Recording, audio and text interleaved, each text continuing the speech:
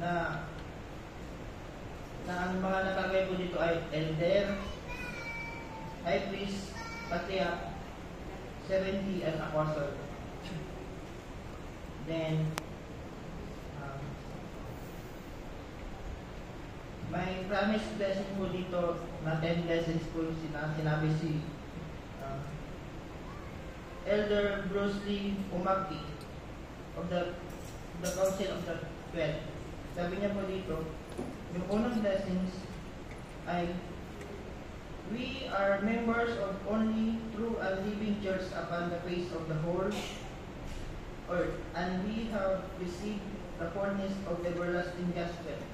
Yun po yung unang blessing. Pangalawa, we have received the gift of the Holy Ghost, and we are entitled to receive the gift of the Spirit. Those under wonders spiritual endowment which set apart from would be rise is above carnal things.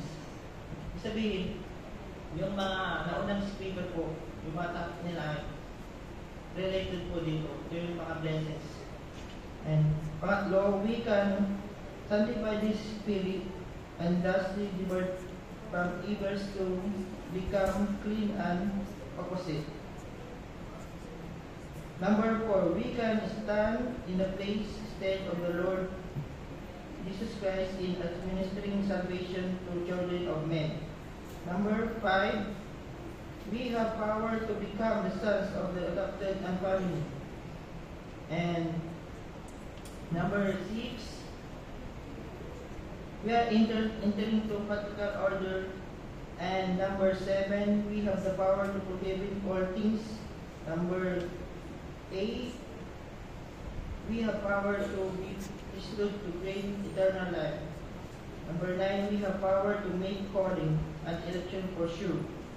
And number 10, we have the power to have our privilege. And I know po na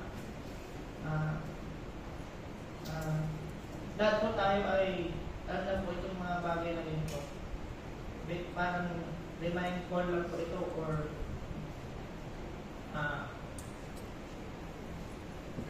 magbibigay lang po ng sistema dito sa atin na patotoo po na I know na priesthood ay napaka-importante dito sa mundo natin. Napaka-importante sa mga kalalakihan. Kaya mahalin po natin yung mga priesthood holder po natin. At ipakita po natin sa mga mahal natin na kung gaano po ka-importante yung priesthood. At I know na mahal na mahal po tayo ng Heavenly Father, Jesus Christ. At lahat na ito'y iniwan po sa pangalan ni Jesus Christ. Amen.